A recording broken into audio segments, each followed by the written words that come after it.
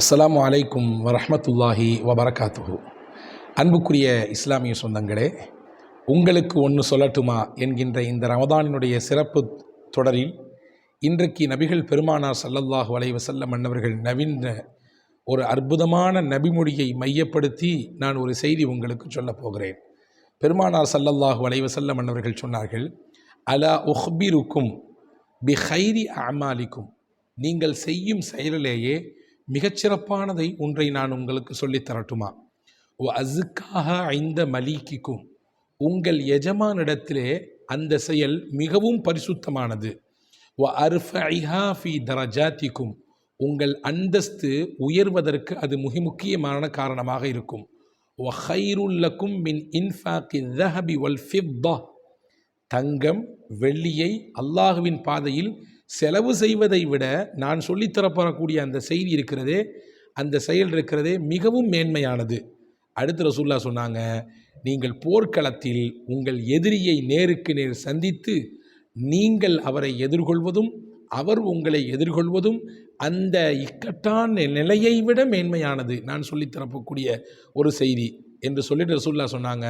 சஹாபாக்கள், யார் ரசூலுல்லாஹ் அவசியமாக சொல்லித்தாங்க, இவ்வளவு மேன்மையானதா, அந்தஸ்தை உயர்த்துமா, எங்கள் எஜமானிடத்திலே எங்களை உயர்த்தி காட்டுமா, போர்க்களத்தை விட சிறப்பானதா, என்ன அது சொல்லுங்களேன் என்று கேட்டவுடன் எம்பெருமானார் ஸல்லல்லாஹு அலைஹி வஸல்லம் அன்னவர்கள் சொன்னார்கள், ஸிக்ருல்லாஹ், அல்லாஹுவை நினைவு கூறுவதுதான் அந்த மேன்மையான செயல் என்றார்கள். அல்லாஹுவை நினைவு கூறுவதுதான் அந்த சிறப்பிற்குரிய செயல் என்றார்கள். அன்பு பெருமக்களே, இன்றைக்கு நிம்மதியை தேடி ஆளாய் பறக்கிறோம் நாம் எல்லோரும், இல்லையா? மனசிற்கு நிம்மதி தர கிடைக்காதா என்று ஏங்குகிறோம். பொருள் இருக்கிறது, காசு இருக்கிறது, அந்தஸ்து இருக்கிறது, வசதி இருக்கிறது, எல்லா விதமான பதவிகளையும் அலங்கரித்து கொண்டிருக்கக்கூடிய நபர்களும் கூட நிம்மதியாக மூச்சு விட்டு எத்தனை நாள் ஆகிறது, எத்தனை வருடங்கள் ஆகிறது மனதிற்கு அமைதி கிடைத்து என்று ஏங்கக்கூடியவர்கள் நம்மிலே பலர் உண்டு. இன்னொன்று சொல்லட்டுமா? WHO என்று சொல்லக்கூடிய வேர்ல்டு ஹெல்த் ஆர்கனைசேஷன், உலக சுகாதார அமைப்பு என்ன சொல்லுகிறது? உலகத்தையே அச்சுறுத்தி கொண்டிருக்கக்கூடிய கொடிய நோய் எது? நம்மிலே பலர் சொல்லுவோம் இதற்கு பதிலாக புற்றுநோய் இல்லை, இருதய நோய் இல்லை, வேறு ஏதாவது புது நோய் கிடையாது. எது உலகத்தை அச்சுறுத்தி கொண்டிருக்கக்கூடிய நோய்? இனிவரும் காலத்தில் சொல்லப்போனால் அடுத்த சில ஆண்டுகளில் உலகத்திலேயே பிரம்மாண்டமான நோயாக உருவெடுத்து நிற்கக்கூடிய ஒரு பெருநோய் உண்டென்றால் அதுதான் மன அழுத்தம், ஸ்ட்ரெஸ் என்று சொல்லக்கூடிய அந்த மன அழுத்தம். இந்த மன அழுத்தத்திலிருந்து வெளியே வர வேண்டுமென்றால் நமக்கான மிகச்சிறந்த வழி, போக்கிடம் எதுவென்றால் அல்லாஹுவை நினைவு கூறுவதுதான். அல் குர்ஆன் சொல்லுகிறது, சத்தியத்தை மட்டும்தான் அல் குர்ஆன் சொல்லும். அலா பிதிக்ரில்லாஹி தத்மஇன்னுல் குலூப், புரிந்து கொள்ளுங்கள், தெரிந்து கொள்ளுங்கள், இறைவனை நினைப்பதின் மூலமாக உங்கள் உள்ளம் அமைதி பெறுகிறது, சாந்தி பெறுகிறது என்று அல்லாஹ் சொல்கிறான். எனவே அன்புக்குரிய சகோதரர்களே, நிம்மதியையும் அமைதியையும் நாம் வேண்டுபவர்களாக இருந்தால், மனதிற்கு இருக்கக்கூடிய உளைச்சலையெல்லாம் மாற்றியமைக்க வேண்டும் என்ற சிந்தனை இருந்தால், மன அழுத்தத்திலிருந்து மிக சீக்கிரமாக வெளியே வர வேண்டும் என்ற அக்கறையும் ஆர்வமும் உங்களுக்கு இருந்தால், நிச்சயம் நீங்கள் அல்லாஹுவை துதியுங்கள், அவனை நினையுங்கள். அவனை நினைவு கூறுவதின் ஊடாக மனதிற்கு நிச்சயம் நிம்மதி கிடைக்கும். அதோடு மட்டுமல்ல, நான் மேலே சொன்ன எல்லா அமல்களை விட சிறந்த அமலாக இந்த திக்ர், இந்த நினைவு கூறுதல் ஆகும் என்பதை நாம் கவனத்தில் கொள்வோம். அன்பு பெருமக்களே, இறைவனை நினைப்பதன் மூலமாக பல்வேறு நன்மைகள் நமக்கு கிடைக்கும். அதிலே மிக முக்கியமானது, அவனை நினைவு கூறுவதின் வழியாக அவனுடைய மன்னிப்புக்கு உரியவர்களாக நாம் ஆகுவோம். அல் குர்ஆன் சொல்கிறது, வذாக்கிரீன அல்லாஹ கஸீரன் வذாக்கிராத், அல்லாஹுவை அதிகம் நினைவு கூறக்கூடிய ஆண்கள், அதிகம் நினைவு கூறக்கூடிய பெண்கள். அஅத்தல்லாஹு லஹும் மக்ஃபிரத்தன் வ அஜ்ரன் அதீமா, அவர்களுக்கு அல்லாஹ் தன்னுடைய மன்னிப்பையும் மகத்தான கூலியையும் தயார் செய்து வைத்திருக்கிறான் என்று அல்லாஹ் சொல்கிறான். அப்போ இறைவனை நினைவு கூறுவதின் வழியாக இறை மன்னிப்பை பெறலாம். அதோடு மட்டுமல்ல, நாம் இங்கே தனிமையில் அமர்ந்து அல்லாஹுவை நினைவு கூறுகிறோம், தஸ்பீஹ் செய்கிறோம், திக்ர் செய்கிறோம். நமக்கு என்ன தெரியுமோ அதை சொல்லலாம். எனக்கு சுபஹான் அல்லாஹ் தான் தெரியும், பரவாயில்லை, சுபஹான் அல்லாஹ் சுபஹான் அல்லாஹ் என்று சொல்லிக்கொண்டே இருங்கள். எனக்கு லா இலாஹ இல்லல்லாஹ் திக்ர் மட்டும்தான் தெரியும், அதுதான் எனக்கு பெரும்பாலும் தெரியும், அதை மட்டும் சொல்லுங்கள்.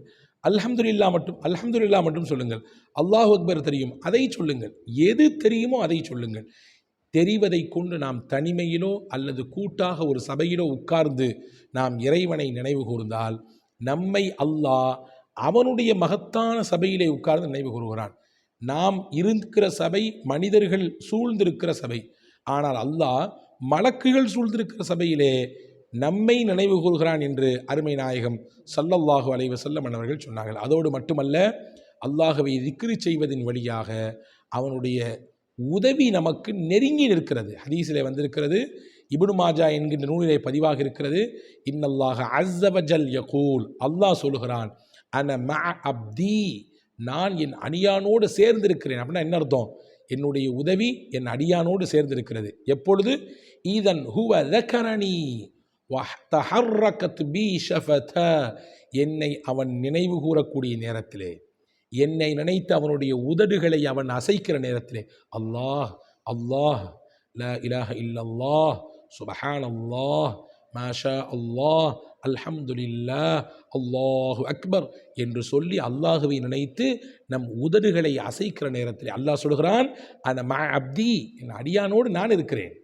என்னை நினச்சி தானே அவன் நாவை அசைக்கிறான், என்னை நினச்சி தானே அவன் கல்பால் என்னை கூப்பிடுறான். நிச்சயம் அவன் கூட பக்கத்தில் போயிட்டேன், அவன் நெருக்கத்தில் நான் இருக்கிறேன் என்று அல்லாஹ் சொல்வதாக அருமை நாயகம் ஸல்லல்லாஹு அலைஹி வஸல்லம் அவர்கள் சொல்லித் தருகிறார்கள். எனவே அன்புக்குரிய பெருமக்களே, நமக்கு இறை உதவி வேண்டுமென்றால் அல்லாஹ்வை திக்ரு செய்ய வேண்டும். அதோடு மட்டுமல்ல, தங்க வெள்ளியை அல்லாஹ்விடத்திலே அல்லாஹ்வின் பாதையிலே செலவழிப்பதை விட சிறந்தது என்று பெருமானார் ஸல்லல்லாஹு அலைஹி வஸல்லம் அவர்கள் நான் மேலே கூறிய அந்த ஹதீஸிலே சொல்லியிருக்கிறார்கள். அதைவிட சிறப்பானது அல்லாஹ்வை நினைவு கூறுதல் என்றார்கள் பெருமானார். அதோடு மட்டுமல்லாமல் மனதிற்கு சக்கீனத் என்கின்ற அமைதியையும் நிம்மதியையும் தரக்கூடியது அல்லாஹ்வை நினைவு கூறுவது மட்டும்தான் என்றார்கள் பெருமானார் ஸல்லல்லாஹு அலைஹி வஸல்லம். அதோடு மட்டுமல்ல, திக்ரின் வழியாக துன்யா ஆஹிராவினுடைய அனைத்து நனவையும் பெற முடியும். ஜிக்ரின் வழியாக, இறைவனை நினைவு கூறுவதின் வழியாக துன்யா ஆஹிராவினுடைய என்னென்ன நலவுகள் உண்டோ எல்லாவற்றையும் பெற முடியும் என்பதை நாம் இங்கே கவனத்தில் கொள்ள வேண்டும். சஹாபாக்களுக்கு ரசூலுல்லாஹி ஸல்லல்லாஹு அலைஹி வஸல்லம் அவர்கள் அதை சொல்லிக் கொடுத்தார்கள். திக்ரின் மூலமாகத்தான் துன்யா ஆஹிராவினுடைய அனைத்து நலவையும் பெற முடியும் என்றார்கள். அதோடு மட்டுமல்ல, திக்ரிலிருந்து கிடைக்கக்கூடிய மிக முக்கியமான பலன், அல்லாஹ்வை நினைவு கூறுவதின் ஊடாக நம்முடைய நாவு எப்பொழுதுமே நனைந்தே இருக்க வேண்டும். அப்படின்னா என்ன அர்த்தம்? நம்முடைய நாவு ஈரப்பதமாக இருக்க வேண்டும். எதற்கு? கண்ட களிய பேச்சை பேசுவதற்கா, அல்லது யாரையாவது பற்றி புறம் பேசுவதற்கா, தேவையற்ற பேச்சை பேசுவதற்கா? கிடையாது. இறைவனை திக்ரு செய்து நம்முடைய நாவு எப்பொழுதுமே ஈரத்தன்மையோடு இருக்க வேண்டும். ஹதீஸிலே வந்திருக்கிறது, ஒரு நபித்தோழர் வந்து கேட்கிறார், அன்ன ரஜுலன் கால யா ரசூலல்லாஹ், அல்லாஹுவின் தூதரே என்று கூப்பிட்டு அழைத்து கேட்டார், இன்ன ஷராஇல் இஸ்லாமி கது கசுரத் அலைய ஃபஅக்பிரினி பிஷையின் அத்தஷப்பத்து பிஹி. யா ரசூலல்லாஹ், இஸ்லாத்தில் எக்கச்சக்கமான விஷயம் இருக்குது, ஃபாலோ பண்ணுறதுக்கு நிறைய இருக்குது. எனக்கு தெரிஞ்சு என்னையால் அந்த நிறைய உள்ள விஷயத்தை எப்படி ஃபாலோ பண்ணுறதுன்னு தெரில. எனக்கு நீங்கள் ஒரு விஷயத்தை சொல்லித்தாங்க, எல்லாத்தையும் அதை அடைய வளைந்து இருக்க வேண்டும். இஸ்லாத்தில் எக்கச்சக்கமான விஷயம் இருக்குது, நிறைய நன்மைகளுடைய வாசல் இருக்குது, எல்லாத்துக்குள்ளேயும் என்னையால் போய்விட்டு வர முடியுமான்னு தெரியல. ஆனால் எல்லாத்தையும் கவர் பண்ணுற மாதிரி ஏதாவது ஒரு விஷயத்தை எனக்கு சொல்லித்தாங்களேன் அப்படின்னு கேட்கும்பொழுது ரசூலுல்லாஹ் சொன்னார்கள், லா யஸாலு லிஸானுக ரஃபபம் மின் திக்ரில்லாஹ். உண்மைதான்ப்பா, இஸ்லாத்தினுடைய நன்மைகள் வாசல் நிறைய இருக்குது, ஆனால் எல்லாத்தையும் உன்னையால் செய்ய முடியாதேன்ற ஏக்கத்தில் கேட்குற, எல்லாத்தையும் செய்கிற மாதிரி கவர் பண்ணுற மாதிரி ஒரு விஷயத்தை உனக்கு சொல்லித்தரேன் கேட்டுக்கோ. உன் நாவு எப்பொழுதுமே அல்லாஹ்வின் திக்ரை கொண்டு நினைந்திருக்கட்டும். அப்படின்னா என்ன அர்த்தம்? என்ன செஞ்சாலும் அல்லாஹ்வுடைய திக்ரு உன் நாவில் இருக்கணும். அல்ஹம்துலில்லாஹ். உட்காரும் பொழுது, எந்திரிக்கும் பொழுது, கடையை திறக்கும் பொழுது, கடையை மூடும் பொழுது, வீட்டுக்குள்ளே நுழையும் பொழுது, வீட்டை விட்டு வெளியே வரும் பொழுது, தொழுகைக்கு தக்பீர் கட்டும் பொழுது, தொழுதுட்டு வெளியே போகும்போது, என்ன காரியத்தை தொட்டாலும், என்ன காரியத்திலிருந்து வெளியே வந்தாலும், எந்த காரியத்துக்குள்ளே உள்ள நுழைஞ்சாலும் அல்லாஹ்வின் திக்ர் உன் நாவில் நடமாடட்டும், அல்லாஹ்வின் நினைப்பு உன் நாவில் ஈரத்தோடு இருக்கட்டும் என்று பெருமானார் ஸல்லல்லாஹு அலைஹி வஸல்லம் அவர்கள் சொல்லித் தருகிறார்கள். ஆக திக்ரின் மூலமாக இத்தனை நற்பலன்கள் இருக்கிறது. எனவேதான் நபிகள் பெருமானார் ஸல்லல்லாஹு அலைஹி வஸல்லம் நான் மேலே கூறிய ஹதீஸில் சொன்னார்கள், உங்கள் அமல்களிலேயே சிறப்பானதை சொல்லித் தரட்டுமா, உங்கள் எஜமானிடத்திலே அது தூய்மையானது என்பதை உங்களுக்கு நான் சொல்லித் தரட்டுமா, உங்கள் அந்தஸ்தை உயர்த்தி தரக்கூடிய காரியத்தை சொல்லித் தரட்டுமா, நீங்கள் அல்லாஹுவின் பாதையில் தங்க வெள்ளியை தர்மம் செய்வதை விட சிறப்பானதை சொல்லித் தரட்டுமா? மேலும் எதிரிகளை போர்க்களத்தில் நீங்கள் சந்திப்பது, அவர் உங்களை எதிர்கொள்வது, நீங்கள் உங்களை எதிர்கொள்வது, இதையெல்லாம் விட சிறப்பானதை மேன்மையானதை சொல்லித் தரட்டுமா என்று அடுக்கடுக்கான கேள்விகளை வைத்துவிட்டு சஹாபாக்கள் நிச்சயம் சொல்லித்தாருங்கள் என்று கேட்டவுடன் ரசூலுல்லாஹ் சொன்னார்கள், அல்லாஹுவை நினைவு கூறுவதுதான் அது என்றார்கள். எனவே அன்பு பெருமக்களே, நிம்மதியை தேடுபவர்கள், மனதிற்கு அமைதியை தேடுபவர்கள், மன அழுத்தத்திலிருந்து வெளியே வர வேண்டும் என்று நினைக்கக்கூடியவர்கள், இறைவன் தன் பாவத்தை மன்னிக்க வேண்டும் என்று நினைக்கக்கூடியவர்கள், எல்லா காலகட்டத்திலும் இஸ்லாத்தினுடைய அனைத்து நன்மைகளையும் செய்ய வேண்டும் என்ற ஆர்வம் உள்ளவர்கள், இப்படி எந்தெந்த துறையில் என்னென்ன தேவைப்படுகிறதோ அதையெல்லாம் இழுத்து கொண்டு வரக்கூடிய மகத்தான வேலையை திக்ருல்லாஹ், அல்லாஹுவை நினைவு கூறுவது அது கொண்டு வந்துவிடும். அல்லாஹுவை திக்ரு செய்வதென்றால் புதிதான வார்த்தைகளை கற்றுக்கொண்டுதான் செய்ய வேண்டும் என்பது கிடையாது. அல்லாஹ் அல்லாஹ் அல்லாஹ் என்று சொன்னாலே அதுவும் அவனை நினைவு கூறுவதுதான். சுபஹானல்லாவும் அல்லாஹ் நினைவு கூறுவதுதான். உங்களுக்கு தெரிந்த நாம் வழக்கத்தில் பின்பற்றக்கூடிய அந்த திக்ருகளை சொன்னாலே மகத்தான இறைவனின் திருப்பொருத்தத்தை பெறுவதற்கு அது காரணமாகும். இன்றைய தினம் இந்த பிறையிலே உங்களுக்கு இந்த நல்ல செய்தியை சொல்லி தந்திருக்கிறேன். உங்கள் வாழ்க்கையில் நாம் எல்லோரும் சேர்ந்து பின்பற்றுவதற்கு வல்ல இறைவன் அல்லாஹ் தௌஃபீக் செய்வானாக. ஆமீன். வாஹிர் தாவானா அனில் ஹம்துலில்லாஹி ரப்பில் ஆலமீன். அஸ்ஸலாமு அலைக்கும்.